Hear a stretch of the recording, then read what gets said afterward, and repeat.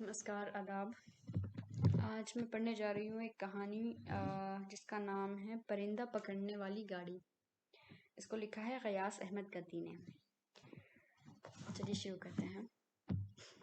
सुबह होती, दिन चढ़ता और सूरज जब ठीक निस्फुल निहार पर पहुँचता, शहर में एक ऐसी गाड़ी आती है जो शहर के परिंदों को पकड़ कर ले जाती, ठीक वैसे ही जैसे म्यूनिसिपैलिटी की गाड़ी कुत्ते पकड़ने के लिए निकलती है। ये गाड़ी जो चारों तरफ से रंगीन शीशों से बंद और बेहद खूबसूरत होती कि निगाह उठा कर दाद देती। इसके चारों तरफ नन्ही नन्ही घंटियां बंधी होती जो चलते वक्त धीरे धीरे बज रही होती। घंटियों की आवाज़ अजीब होती, कुछ ऐसी जैसे कोई सहर फूंक रहा हो। एक लंबा खमीदा कमर जर्द रू आदमी गाड़ी को खींच रहा होता। बिल्कुल उसी तरह का दूसरा आदमी गाड़ी के पीछे चल रहा होता, जिसके हाथ में पतला सा बहुत लंबा बांस होता। बांस के सिरे पर ब्रश जैसा कुछ गुच्छा सा लगा होता, जिस पर गोंद या इसी तरह की चिपक जाने वाली लेसदार रतूबत लगी होती, जिससे वो परिंदों को पकड़ता था। दीवार पर, छतों की मुंडेरों पर, टेलीफोन के खंभों, पेड़ों या फर्श पर दाना दुनका चुनते हुए परिंदे जहां नजर आते, वो आदमी बांस को आगे बढ़ा देता और ऐन परिंदों के परों पर लेसदार रतूबत लगा हुआ गुच्छा छू देता। पहले तो परिंदा तड़पता, झटपटाता, उड़ने की कोशिश करता, फिर थक हार कर लेसदार रतूबत से चिपड़ चिपड़ करते हुए परों की कुव्वते परवास के उलझ जाने के बाद एक तरफ औंधा होकर लुढ़क जाता। तब वो आदमी जल्दी से बढ़ता और दोनों हाथ से झपट कर परिंदे को पकड़ लेता। धीरे से गाड़ी के छोटे से दरवाजे खोलता, इसमें परिंदे को धकेल देता, दरवाज़ा बंद करता, फिर गौर से शीशे के अंदर देखता जहां परिंदा फड़फड़ा कर थक जाता। इस वक्त इस आदमी के चेहरे पर अजीब सी हंसी बिखर जाती और आंखें अंधेरे में बिल्ली की आंखों की तरह चमक उठती। हर रोज जैसे सूरज सिरों पर आता, तेज किरणें सिरों में गिरती, पश्चिमी दरवाजे की जानिब से छोटी छोटी घंटियों की सदा सुनाई देती। जरा देर बाद बड़ी सुबक खरामी से एक आदमी, जिसका चेहरा बेहद जर्द होता और इसकी आंखें नीम होती, इसकी कमर से पतली सी रस्सी लिपटी होती जो गाड़ी के सिरे से बंधी होती, और नीम गनूदगी की आलम में चलता बढ़ा आता। फिर जहां कोई चिड़िया या कोई परिंदा नजर आता, आदमी आप ही आप रुक जाता और पीछे जाता और पीछे चलने वाले आदमी को परिंदे की तरफ इशारा करता। ये रोजमर्रा का दस्तूर होता। दुकानदार दुकानों में सोते, राहगीर चलते रहते, मोटर कारें तेजी से पूपा करती गुजरी होती, जूता गांठने वाला जूता गांठता रहता, खरीद फरोख्त जारी रहती, शोरगुल से कान पड़ी आवाज न सुनाई देती। लेन देन का बाजार इतना जवान होता कि अव्वल तो गाड़ी की तरफ किसी की नजर ही ना उठती, लेकिन इनमें से किसी की नजर उठ भी जाती तो वो सहल ज़दा सा इस अजीबो गरीब गाड़ी और इसके हुस्न को देखने में खो जाता। कभी ऐसा भी होता कि कोई आदमी चौंकता और जरा हौसले से उठता। गाड़ी वाले जब इस आदमी को करीब आते देखते तो झट अपनी लंबी जेब में हाथ डालते और चंद सिक्के निकालकर उसकी तरफ उछाल देते। वो आदमी सिक्के चुनने में ऐसा महूम हो जाता कि इसे किसी चीज का होश ही न रहता।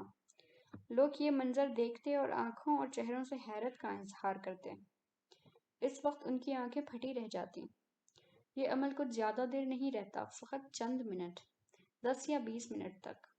फिर हैरत का ये वक्फा कम होता गया और होते होते महज चंद सेकंड्स रह गया। तो अब इसके बाद वो मंजिल आने वाली थी कि लोग बाग अपने कामों में मसरूफ हैं और परिंदे पकड़ने वाली गाड़ी आ गई है और परिंदे पकड़ती चली जा रही है और आदमी है कि इसकी जानिब नजर उठाकर देखता भी नहीं। ऐसी ही कैफियत वाला एक दिन था जब मैंने एक दुकानदार को जलेबियों की थाल की तरफ इशारा करते हुए कहा कि यहाँ देखो, जलेबियों पर कितनी मक्खियाँ बैठी हुई हैं।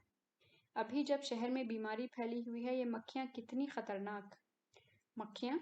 हलवाई ने काहिली से हिलाकर मक्खियों को उड़ाने की कोशिश की। मक्खियाँ जरा देर को उड़ी, फिर जलेबियों की थाल पर टूट पड़ी। हाँ, मक्खियाँ तो साली उड़ती ही नहीं हैं, हलवाई ने मेरी जानिब गौर से देखते हुए कहा।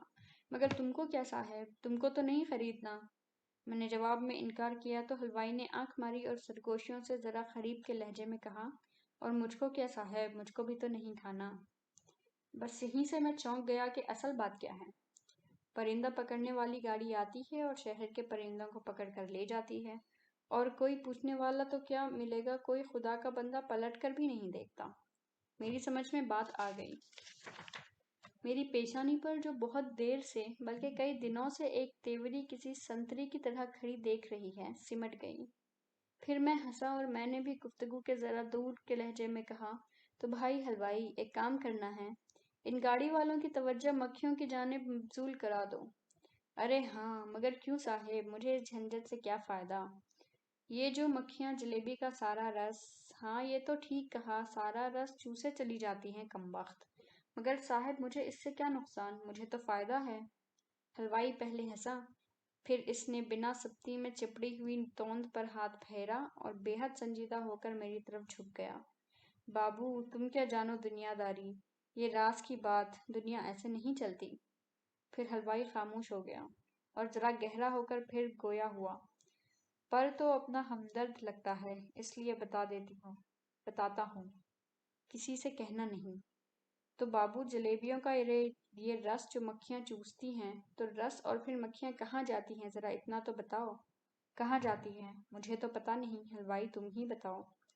کہیں نہیں جاتی، حلوائی فیصلہ کن لہجے میں بولا۔ رس مکھیوں میں اور مکھیاں جلیبیوں کے ساتھ پلڑے پر، سمجھے بابو، ایسے فائدہ ہوا۔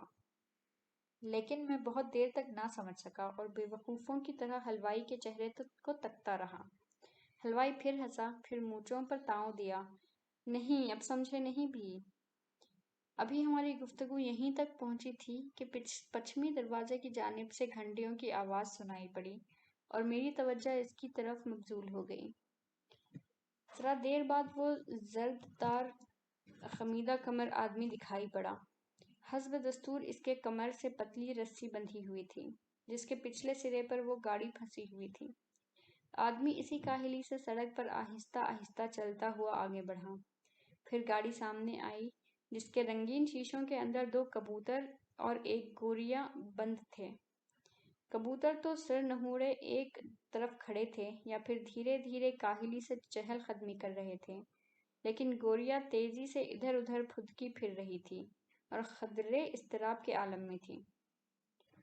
اب گاڑی بیچ چوراہے پر آ گئی تھی۔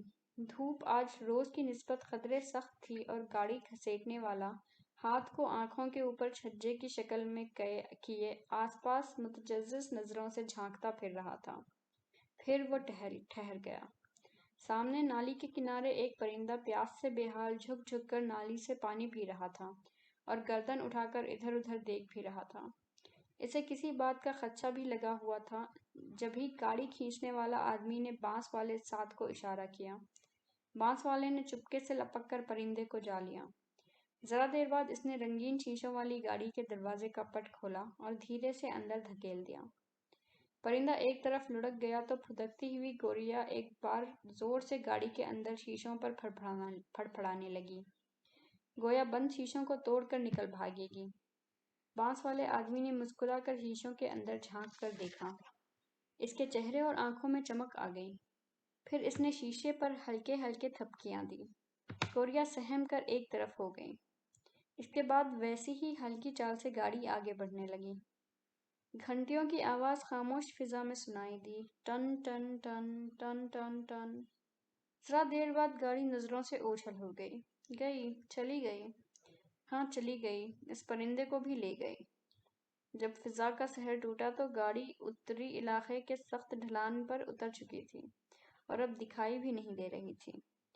فقط اس کے پہیوں سے اڑتی ہوئی دھول تھی جو دھیرے دھیرے فضا سے ہاتھ چھڑا کر بیٹھی تھی۔ پھر چند منٹ بعد تماش بینیوں کے چہروں پر جو حیرت کے اثرات تھے وہ زائل ہو گئے اور وہ اپنے اپنے کام میں مصروف ہو گئے۔ اچھا بھائی جان، یہ پرندے والی گاڑی؟ سوال کرنے والا رک گیا اور خاصی دیر تک رکا رہا۔ تب میں نے پلٹ کر دیکھا۔ ٹھیک میری پشت پر ایک 10-11 سالہ لڑکا کھڑا میری طرف مجسم سوال بنا تک رہا تھا۔ یہ پرندے والی گاڑی؟ وہ لڑکا اتنا کہہ کر پھر رک گیا، جیسے اسے خود پتہ نہیں کہ پوچھنا کیا ہے۔ ہاں ہاں میاں، کیا پوچھنا چاہتے ہو پرندے والی گاڑی کے متعلق؟ جی بھائی جان، اتنا کہ یہ گاڑی ہے، پرندہ پکڑنے والی؟ ہاں میاں، ہم بھی یہی سوچ رہے ہیں، کیا یہ گاڑی ہے؟ ہر روز دوپہر میں آتی ہے اور شہر کے جتنے پرندے ہاتھ آتے ہیں سمیٹ کر چل دیتی ہے۔ اچھا بھائی جان، ذرا دیر بعد اس لڑکے نے یوں چونک کر سوال کیا، گویا اچانک کوئی بات یاد آ گئی۔ اچھا بھائی جان، کیا یہ لوگ باجی کے لخا کو بھی لے جائیں گے؟ ہاں ضرور لے جائیں گے، فقط دیکھنے کی دیر ہے۔ پھر باجی اچھی کیسے ہوں گی؟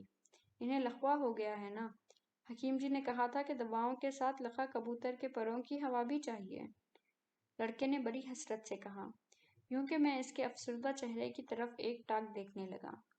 ہاں ہاں، بات تو سوچنے کی ہے، لقا کبوتر کو نہیں جانا چاہیے۔ پھر میں کیا کروں، آپ ہی بتائیے بھائی جان۔ میں تو بہت چھوٹا ہوں نا، میری سمجھ میں نہیں آتا۔ میری سمجھ میں بھی نہیں آتا میاں، اور سچی پوچھو تو میں بھی بہت چھوٹا ہوں۔ آپ چھوٹے ہیں؟ وہ لڑکا کھلکھلا کر ہنس پڑا۔ آپ اتنے بڑے ہیں، واہ! لڑکا قہقہے لگانے لگا۔ میں خاموشی سے بدستور اسے دیکھتا رہا اور میں نے دل ہی دل میں کہا، میاں تم ہنس رہے ہو۔ بھائی جان ایک اور بات پوچھوں؟ اس نے ذرا ٹھہر کر دوسرا سوال کیا۔ پوچھو میاں، وہ بھی پوچھ ڈالو۔ آپ اتنے اداس بھائی جان، آپ کبھی ہنستے کیوں نہیں؟ میرا جی چاہا سچ کہہ دو۔ کیسے ہنسوں میاں، اس کا لگا شیشہ گیری میں ہنسنا کوئی کھیل ہے؟ مگر اس معصوم بچے کو جو ذرا دیر پہلے لقا کبوتر کے چلے جانے کی فکر میں اداس تھا اور اب ذرا دیر بعد قہقہے لگا رہا تھا، کچھ نہیں بتا سکا، فقط پیار سے اسے دیکھتا رہا۔ بھائی جان میں آپ کو ہنسا دوں؟ لڑکا بڑی محبت سے میری طرف بڑھا اور میری آنکھوں میں آنکھیں ڈال کر کہا، آپ کہیے تو میں آپ کو ہنسا دوں۔ پہلے تو میں چونکا، دفعتاً مجھے عجیب سا لگا، ناسمجھی میں اس لڑکے نے ذرا اپنے خط سے بڑی بات کہہ دی تھی۔ پھر میں نے ذرا محبت سے تاکید کی، میاں آہستہ بولو، دھر لیے جاؤ گے۔ کسی نے سن لیا تو پولیس والوں کو خبر دے گا کہ یہ کیسا لڑکا ہے، کہ اس کی بہن بیمار پڑی ہے اور اس کا لقا کبوتر بھی چلا جانے والا ہے، اور یہ کہ خود ہنستا بھی ہے اور دوسروں کو ہنسانے کی سوچتا بھی ہے۔ ہونٹ کے ناخن لو میاں، مفت میں پکڑے جاؤ گے۔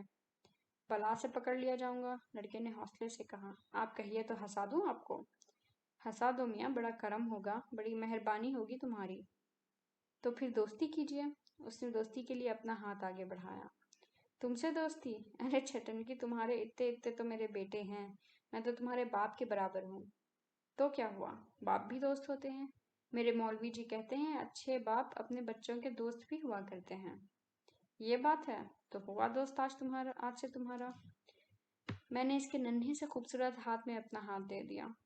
پھر چلیے میرے ساتھ ندی کی طرف، وہاں آپ اور ہم دو ہی ہوں گے، وہاں میں آپ کو ایک چیز دکھاؤں گا۔ وہ لڑکا مجھے گھسیٹتا ہوا ندی کی طرف لے چلا، میں پیچھے پیچھے اور وہ آگے آگے۔ راہگیر پلٹ پلٹ کر ہماری دوستی کو دیکھتے رہے اور ہم پلٹ پلٹ کر راہگیروں کو تاکتے رہے، جن کے کوئی دوست تھے بھی یا نہیں، جن کے کوئی ایسے پیارے بیٹے تھے بھی یا نہیں۔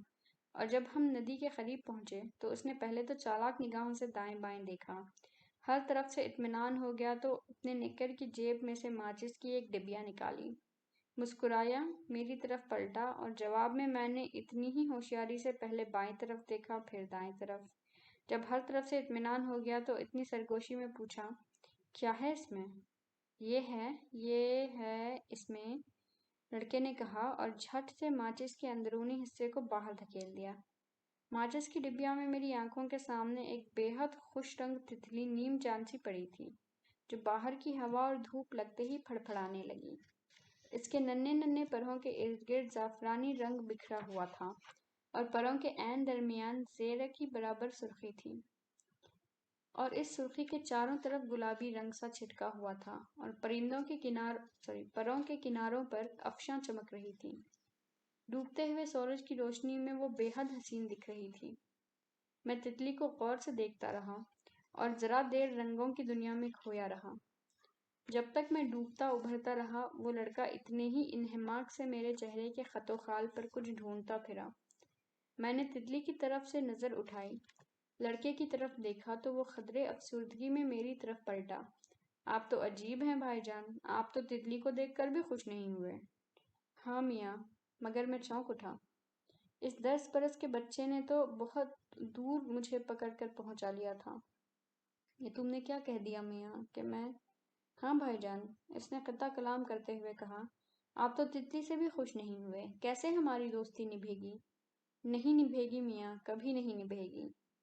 میں نے یہ کہہ کر آگے بڑھ گیا، مگر ساتھ ساتھ تیزی سے چلتے ہوئے وہ لڑکا بھی ہمراہ رہا۔ لیکن بھائی جان، وہ میرا لقا کبوتر، وہ گاڑی؟ دوسرے دن میں بازار کے سارے لوگوں سے کہتا پھرا، جوتے کاٹنے والے موچی سے، کپڑے بیچنے والے بزاز سے، بھیڑ میں گرے رہنے والے ڈاکٹر سے، روٹی اور دال بیچنے والے سے، راہگیروں سے، سفید پتلون والے سے، تیز رفتار بابو سے، بوجھ ڈھونے والے خلی سے، رنگین دوپٹے والی خاتون سے، جو سڑک پر ہولے ہولے یوں چلتی ہے گویا سارے زمانے کو روند کر گزر جانے کا فیصلہ کر چکی ہے، دونوں سیاست دانوں سے جو آپس میں سازشی انداز میں گفتگو میں مصروف لپکے چلے جا رہے تھے۔ میں ایک ایک آدمی سے پوچھتا رہا، تیز رفتار گاڑیوں کو روکنے کی ناکام کوشش کی کہ 10 سالہ بچے کے جوان بہن لقوا کی مریض ہے اور حکیم جی نے دواؤں کے ساتھ لقا کبوتر کے پروں کی ہوا کے لیے کہا ہے۔ اگر یہ گاڑی والے بچے کے کبوتر کو بھی لے گئے تو پھر کیا ہوگا؟ مجھے کسی نے جواب نہیں دیا، سب اپنی اپنی دنیا میں مصروف رہے۔ اس لیے میں 10 سالہ بچے کے سوال کو پی گیا اور کوئی جواب نہیں دے سکا۔ مجھے افسوس تھا، اداس سر جھکائے چلا جا رہا تھا اور میرے پاؤں تھک گئے تھے۔ دوپہر سے شام ہونے کو آ گئی تھی، سرمئی اندھیرے کا جنم ہونے والا تھا کہ میری نظر چوک کے ایک کوٹھے پر گئی، جہاں شہر کی مشہور رنڈی منی بائی بالکنی میں کھڑی بال سنوار رہی تھی۔ منی بائی کے سامنے اڈے پر اس کا طوطا دائیں بائیں گردن گھما گھما کر جھوم رہا تھا اور وہ اپنے بالوں میں کنگھی کرتی جا رہی تھی اور طوطے کو پڑھاتی بھی جا رہی تھی۔ میں چپکے سے کوٹھے پر چڑھ گیا، اس کے کمرے کو عبور کر کے بالکنی میں عین منی بائی کی پشت پر کھڑا ہو گیا۔ وہ میری آمد سے مطلق بے خبر طوطے کو پڑھانے میں مہو تھی۔ بولو میاں مٹھو، نبی جی روزی بھیجو۔ مٹھو نے اڈے میں دائیں اور بائیں جانب رکھی ہوئی دونوں پیالوں کے گردن گھما کر دیکھا، پھر ایک پیالی پر جھک کر ہری مرچ کو کتر کر منی بائی کی طرف مخاطب ہو کر بولا، نبی جی روزی بھیجو، نبی جی روزی بھیجو، نبی جی روزی بھیجو۔ طوطے نے اسی طرح اکڑ کر کہا، سو میں آ گیا، اس کے پیچھے کھڑے میں آہستہ سے کہا۔ منی بائی سن کر چونک اٹھی، اس نے پلٹ کر مجھے گھورا، ذرا دیر کو سہم گئی، پھر ذرا ڈپٹ کر بولی، تم کیسے آئے جی، کون ہو؟ سیڑھیوں سے جی۔ مجھے نہیں پہچانا منی بائی، مجھے نبی جی نے تمہاری پاس بھیجا ہے۔ منی بائی یہ سن کر ہنس پڑی، اچھا اچھا جی، چلو ادھر بیٹھو تخت پر۔ اس نے کنگھی کے دانتوں سے سنہرے بالوں کا گچھا نکالا، اسے گولی بنا کر اس پر تھوکا، پھر نیچے سڑک پر پھینک دیا۔ بڑی طوطا چشم ہوں منی بائی، ذرا سے میں طوطے کی طرح رنگ بدلتی ہوں۔ جواب میں منی بائی نے ایک اور رنگ بدلا اور مسکرا پڑی۔ تخت پر بیٹھے ہوئے میں نے اس کے قدموں پر جو 14 روپے کی ایک کے نوٹ رکھ دیے۔ میرے پاس اتنے ہی ہیں جی، تمہارے نبی جی نے آج بڑے غریب آدمی کو ادھر بھیجا۔ نہیں جی، یہ بھی کیا کم ہے، ہم تو اپنے آقاؤں کی خدمت کرنا جانتے ہیں۔ لیکن بہت دیر ہو گئی اور میں نے منی بائی سے کوئی خدمت نہیں لی، تو وہ جھلا گئی، یہاں کاہے کو آئے ہو جی، اور یہ روپے کیوں دیے؟ منی بائی برا نہ مانو، میں تو صرف اس لیے آیا ہوں کہ تم سے بھی پوچھ دیکھوں تم کیا کہتی ہو۔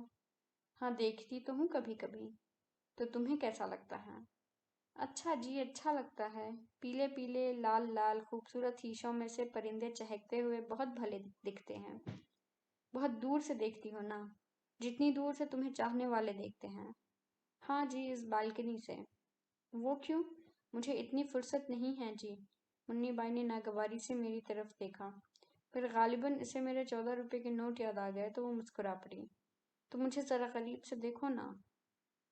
سو تو دیکھ ہی رہا ہوں منی بائی، اور تم بھی دیکھ لو گی جس دن گاڑی والے تمہارے طوطے کو پکڑ لے جائیں گے۔ میرے طوطے کو کیوں لے جانے لگے جی؟ منی بائی نے کڑک کر برجستہ کہا، یہ کوئی سڑکوں پر پھرنے والا آوارہ پرندہ ہے؟ یہ تو پالتو ہے میرا ہیرا من۔ ہاں منی بائی، پہلے تو وہ سڑکوں پر ملنے والے پرندوں کو پکڑیں گے، پھر کچھ دنوں بعد لال لال پیلے پیلے خوبصورت شیشوں کے پیچھے سے اور پرندوں کے درمیان یہ تمہارا ہیرا من طوطا دیکھنے میں کتنا اچھا لگے گا۔ تم دیکھو نہ دیکھو، سڑک پر چلنے پھرنے والے لوگ باغ اور دکانوں میں سودا سلف بیچنے والے بنیے ضرور دیکھیں گے، اور سڑک پر جو پرندے پکڑنے والی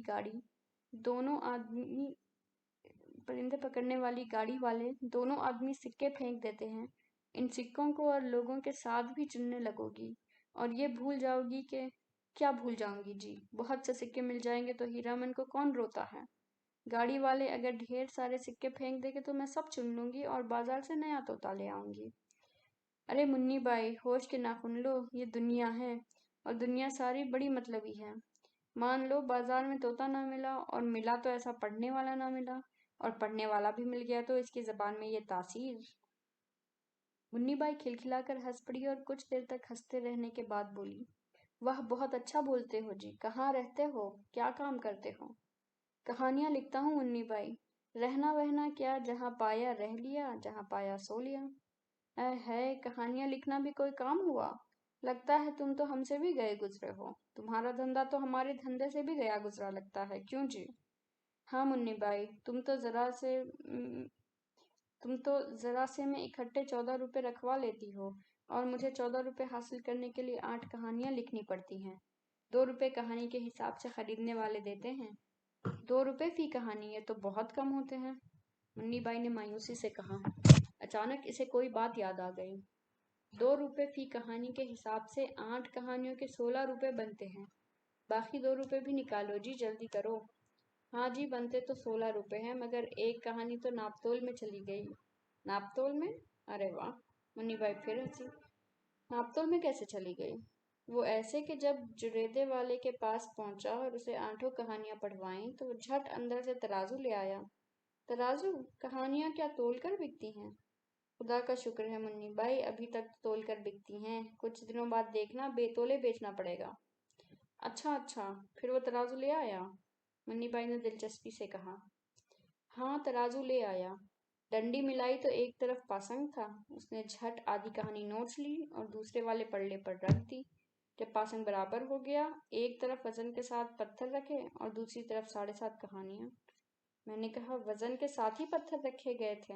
دیکھو تو کہانی والا پلڑا کتنا جھکایا ہے، آدھی کہانی تو تم نے پہلے لے لی۔ پہلے لے کر آدھی کہانی کیا میں کھا گیا؟ پاسنگ نہ ملا تھا ترازو کا، جریدنے والے نے چڑھ کر کہا۔ بات سچی تھی، میں نے جلدی سے کہا۔ اچھا ٹھیک ہے، تم سچ کہتے ہو، پر دوسری طرف کا پلڑا جو اتنا جھک آیا ہے۔ منی بائی یہ سن کر جریدنے والا بگڑ گیا، ترشی سے کہنے لگا، جھک گیا تو دم نکل گیا تمہارا؟ کیا سونا تول رہے ہو؟ کہانیاں ہی تو ہیں۔ سچ ہی کہا تھا جریدنے والے نے، منی بائی نے میری طرف ہمدردی سے دیکھتے ہوئے کہا۔ مجھے پھر دل برداشتہ دیکھ کر منی بائی نے دکھ سے کہا، واقعی ہمارا دھندا تمہارے دھندے سے بہت اچھا ہے۔ ہاں منی بائی، بہت اچھا ہے، اس لیے کبھی کبھی جی چاہتا ہے کاغذ قلم پھینک کر تمہارا والا دھندا ہی شروع کر دوں۔ یہ سن کر منی بائی بے ساختہ ہنس پڑی اور جلدی سے دونوں ہاتھوں سے چہرے کو ڈھک لیا۔ اللہ ایسا نہ کر بیٹھنا جی، ورنہ مفت میں ہماری روٹی ماری جائے گی۔ بہت دیر تک ہنسنے رہنے کے بعد جب منی بائی تھک گئی تو اسے کچھ یاد آیا۔ اچھا جی، ایک کہانی ہم پر بھی لکھو۔ نہیں منی بائی، تم پر تو بہتوں نے کہانیاں لکھی ہیں، میں تو تمہارے طوطے پر ایک اچھی سی کہانی لکھنا چاہتا ہوں۔ لکھو جی، ضرور لکھو، میرے طوطے پر ہی لکھو، منی بائی نے مسرت سے کہا۔ مگر کیا لکھو گے؟ یہ لکھوں گا کہ پرندہ پکڑنے والی گاڑی آ گئی ہے، اور اب جب کہ بازار کے سارے پرندے ختم ہو چکے ہیں، رنگین شیشوں سے گھری گاڑی والے دونوں زہریلی آنکھوں والے آدمی چاروں اور گھوم گھوم کر ڈھونڈتے پھر رہے ہیں کہ کہیں سے کوئی پرندہ ہاتھ آ جائے، کہیں سے کوئی گوریا، خمری، بلبل، کہیں سے کوئی کرک، نیل کنٹھ، کوئی مینا، کوئی طوطا دکھائی پڑے۔ اتنے میں ان کے چاروں زہریلی نگاہیں تمہارے طوطے پر پڑتی ہیں اور دونوں کھل اٹھتے ہیں۔ پھر لمبے بانس والا آگے بڑھتا ہے اور چپکے سے طوطے کے بائیں بازو پر لیسدار رطوبت والے گچھے کو چھو دیتا ہے۔ طوطا پھڑپھڑاتا ہے، تھر تھراتا ہے، اڑنے کی کوشش کرتا ہے اور برسوں کے اڈے کو غیر محفوظ جان کر بالکنی کے ریلنگ کا سہارا لینا چاہتا ہے، مگر لے نہیں پاتا اور تڑپتا ہوا نیچے آ رہتا ہے جہاں وہ آدمی کھڑا ہے۔ وہ لپک کر طوطے کو اٹھاتا ہے کہ طوطا چیں کی آواز سے زور سے چیختا ہے، پھڑپڑاتا ہے، پھر پتہ نہیں اس کے ساتھ چھوڑتی ہوئی قوت پرواز کہاں سے لوٹ آتی ہے، وہ ذرا اوپر اڑتا ہے لیکن پھر گر پڑتا ہے۔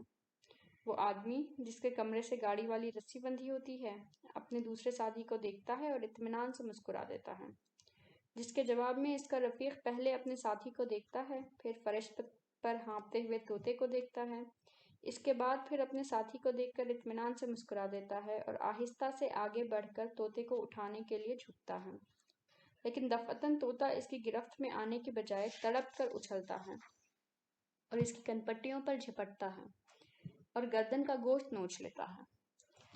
اس آدمی کے منہ سے چیخ نکلتی ہے جسے سن کر اس کا دوسرا ساتھی لپکتا ہے اور طوطے کی گردن پر ہاتھ ڈالنا ہی چاہتا ہے کہ طوطا گھور کر دوسرے آدمی کو دیکھتا ہے۔ اس کی چھوٹی چھوٹی آنکھیں پھیل جاتی ہیں اور ان میں لہو اتر آتا ہے۔ وہ اپنی پوری طاقت کو سمیٹتا ہے اور دہل کر دوسرے آدمی پر بھی حملہ کر دیتا ہے اور اس کے سارے چہرے کو نوچ کر لہو لہان کر دیتا ہے۔ وہ آدمی بھی اٹھتا ہے اور جلدی سے اپنے دونوں ہاتھوں کی مدد سے طوطے کو خود سے الگ کرتا ہے اور اسے زور سے زمین پر پھینک دیتا ہے۔ اب دونوں آدمی طوطے کے اطراف کھڑے اسے حیرت سے دیکھ رہے ہوتے ہیں اور طوطا آہستہ آہستہ ٹہلتا ہوا کبھی پہلے آدمی کی طرف جاتا ہے، پھر اسی اطمینان خاطر سے ٹہلتا ہوا کبھی دوسرے آدمی کی طرف لوٹ جاتا ہے اور دونوں کو اپنی خون آشام نظروں سے گھور رہا ہوتا ہے۔ اور اتنے میں منی بائی جلدی سے کہہ اٹھتی ہے، میں لپک کر جاتی ہوں اور اپنی چادر طوطے پر ڈال دیتی ہوں، اس کو پکڑ کر گاڑی والے کے حوالے کر دیتی ہوں اور اس سے جب بہت سے پیسے ملنے والے ہوں تو کیا میں طوطے کو یہ سب کرنے دوں گی؟ منی بائی حقارت سے میری طرف دیکھتی ہے اور تھوک دیتی ہے، ایسے کہانی لکھی جاتی ہے جی؟ جواب میں منی بائی کے چہرے کو میں دیکھتا ہوں، اڈے پر ادھر سے ادھر ہوتے ہوئے طوطے کو دیکھتا ہوں اور پھر ایک بار پلٹ کر طوطے کو دیکھتا ہوں۔ پھر گاڑی والے منی بائی کے نبی جی سے روزی بھیجو کی منت کرنے والے طوطے کو بھی لے جاتے ہیں۔ رفتہ رفتہ شہر سونا ہو جاتا ہے، کہیں کوئی پرندہ، کوئی گوریا، کوئی بلبل، مینا، طوطا، کوئی مرغ، کوئی فاختہ نظر نہیں آتی۔ شام ڈھلے درختوں پر بسیرا لینے والی چڑیوں کی چہکار سنائی نہیں دیتی۔ لاجوردی آسمان پر سفید بگلے، توازن سے اڑنے والے بگلے بھی نہیں دکھائی دیتے۔ بھری دوپہر کی خاموش فضا میں چیلوں کی درد بھری چیخ بھی نہیں سنائی دیتی، کبوتر کے غٹرغوں، پہیے کی پیکہاں، مینا کی ٹوئیں ٹوئیں کی آواز سے کان محروم ہو جاتے ہیں، حتیٰ کہ مولوی صاحب کے مرغ کی اذان بھی کہیں کھو گئی ہے۔ لیکن بازار اور رونق بازار میں کوئی فرق نہیں آتا۔ خرید و فروخت جاری ہے، شور شرابہ، یکے والوں کی کھٹکھٹ، ٹمٹم والوں کی گھوڑوں کی گھنٹیاں بجتی رہتی ہیں، لمبی اور خوبصورت کاریں زوں زوں کر کے گزرتی رہتی ہیں، آمد و رفت جاری ہے، کاروبار بدستور ہے، خریدنے والے اسی طرح بازار کی دکانوں پر جمے رہتے ہیں اور بیچنے والے اسی انہماک سے سودا سلف بیچ رہے ہیں۔ ایک ہنگامہ ہے کہ جاری ہے، ایک دوڑ ہے کہ رکنے کا نام نہیں لیتی۔ پھر دن ڈھلتا ہے، رات آتی ہے اور اپنے تمام چھوٹے بڑے، کھڑے کھوٹے، سچے جھوٹے بچوں پر آرام کی، سکون کی چادر تان دیتی ہے۔ پھر رات بھی چلی جاتی ہے، صبح نمودار ہوتی ہے اور خلقت بیدار ہو جاتی ہے۔ اب پرندہ پکڑنے والی گاڑی کم آتی ہے، 2-4 دنوں میں، 8-10 دنوں میں یا 15-20 دنوں میں ایک بار آتی ہے۔ رنگین شیشوں میں سے ایک آدھ پرندہ حیرت سے بازار والوں کو دیکھ رہا ہوتا ہے۔ گاڑی والے ادھر ادھر تیز نگاہوں کا جال پھینکتے، پھر سمیٹتے اور چاروں اور متجسس نظروں سے دیکھتے، ڈھونڈتے ڈھانڈتے آہستہ آہستہ چھوٹے چھوٹے قدم رکھتے چلے جاتے ہیں۔ کبھی کچھ ملتا ہے، کبھی کچھ نہیں ملتا، کوئی پلٹ کر نہیں دیکھتا۔ ایک ایسا ہی دن تھا، دھوپ بہت سخت تھی، ہوا گرم تھی، فضا میں دھول اڑ رہی تھی، جھکڑ جل رہے تھے، جسموں سے پسینہ بہہ رہا تھا اور سانس دھونکنے کی طرح گرم گرم ہوا پھینک رہی تھی کہ گاڑی آ گئی۔ گاڑی آ گئی، پرندہ پکڑنے والی گاڑی آ گئی۔ گاڑی عین چوک پر کھڑی ہو گئی۔ رنگین شیشوں کے اندر ایک ہی پرندہ تھا جو ادھر ادھر سہمے سہمے قدم پھدک رہا تھا۔ سفید سا، اس کی دم مور کی طرح کھلی تھی اور اب آنکھوں میں افسردگی جھلک رہی تھی۔ ابھی گاڑی ٹھہری ہی تھی کہ دوڑتا ہوا وہ 10 سالہ بچہ آ پہنچا۔ اس نے پہلے گاڑی والوں کو دیکھا، پھر شیشے کے اندر جھانک کر دیکھا۔ ذرا دیر تک دیکھتے رہنے کے بعد دفعتاً اس نے لپک کر شیشے کے چھوٹے سے دروازے کو کھول دیا۔ اتنی دیر پھرتی سے بانس والے آدمی نے اس کے ہاتھ کو جھٹکا دیا، پھر دروازے کو بند کر دیا اور جیب سے بہت سارے سکے نکال کر سامنے اچھال دیے۔ لڑکے نے سکوں کی طرف دھیان بھی نہیں دیا۔ بانس والے آدمی نے اس کے ہاتھ کو پکڑ کر ایک طرف دھکا دیا اور پھر سکے اچھال دیے۔ لڑکے نے سکوں کی طرف دیکھا بھی نہیں۔ گاڑی تیزی سے چلنے لگی اور اس کے پیچھے پیچھے بانس والا آدمی تیز تیز قدموں سے چلنے لگا۔ پھر گاڑی اور تیز ہو گئی۔ آدمی کے قدم بھی تیز ہو گئے، اب وہ دوڑنے لگے۔ لڑکا کچھ دیر خاموش، حیرت اور افسردگی سے تکتا رہا، پھر نہ جانے کہاں سے اس کے قدموں میں بجلی کی سی جھپٹ آ گئی اور اس نے دہل کر بھاگتی ہوئی گاڑی کو دیکھا، پھر دوڑتے ہوئے اسے جا لیا۔ وہ شیشوں پر زور زور سے گھونسنا مارنے ہی والا تھا کہ بانس والے آدمی نے اس کے وار کو اپنے ہاتھ پر روک لیا اور بچے کو زور سے، بہت زور سے دھکا دیا۔ لڑکا گیند کی طرح سڑک پر لڑک گیا۔ اس کے سر اور گھٹنوں پر سخت چوٹ آئی تھی۔ اس کی آنکھوں تلے اندھیرا چھا گیا۔ دیر تک وہ سڑک کو تاکتا رہا۔ پھر جب اس کی بینائی پر چھایا ہوا اندھیرا ہٹا اور اس نے غور سے دیکھا تو گاڑی دور ڈھلان پر تیزی سے دوڑی جا رہی تھی اور اس کے پیچھے صرف دھول ہی دھول تھی۔ لڑکے نے اٹھنے کی کوشش کی لیکن اس سے اٹھا نہیں گیا۔ اس کے گھٹنوں تک کی تکلیف نے اسے اٹھنے نہیں دیا اور وہ تلملا کر سڑک پر گر گیا۔ گاڑی آنکھوں سے اونچل ہو گئی۔ گاڑی میں لگی چھوٹی چھوٹی گھنٹیوں کی سحر زدہ آواز کانوں سے اوجھل ہو گئی اور بہت دیر ہو گئی، بہت دیر۔ جب بہت دیر ہو گئی تب لڑکا سڑک پر سے اٹھا۔ پہلے اس نے اپنے لہولہال گھٹنوں کو دیکھا، پھر کپڑوں کی دھول جھاڑی، اس کے بعد اپنی آستین سے آنکھیں پوچھتے ہوئے تھکے تھکے قدموں سے چل کر میرے پاس آ کھڑا ہوا۔ بھائی جان لخا کبوتر بھی گیا؟ اس نے گویا اپنے آپ کو اطلاع دی۔ ہاں میاں لخا بھی چلا گیا، میں نے مایوسی سے جواب دیا۔ ذرا دیر تک وہ سڑک کی اور دیکھتا رہا۔ اس کی نظریں ڈھلان کی طرف دوڑ گئیں جہاں کچھ بھی نہیں تھا۔ اس نے دھیرے سے نیکر کی اس ابھری ہوئی جیب پر پھر ہاتھ پھیرا جس میں ماچس کی ڈبیاں تھیں۔ بھائی جان وہ اس تتلی کو بھی لے جائیں گے نا؟ اگر تتلیاں چلے گئیں تو کیا بچے گا شہر میں؟ میں جواب میں خاموشی سے اس کے چہرے کی طرف دیکھتا رہا جہاں آنسوؤں اور سڑک کی دھول کے ملے جلے نشان تاحال مایوسیوں کو نمایاں کیے ہوئے تھے۔ لڑکا چونکا اور اس نے سامنے والی بڑی عمارت کی طرف اشارہ کیا۔ بھائی جان وہ دیکھیے۔ عمارت کے دروازے کے اوپر پتھر کا ایک پرندہ سر نہڑائے بیٹھا تھا۔ میری اور اس 10 سالہ معصوم بچے کی نگاہیں دیر تک پتھر کے اس پرندے پر لگی رہیں۔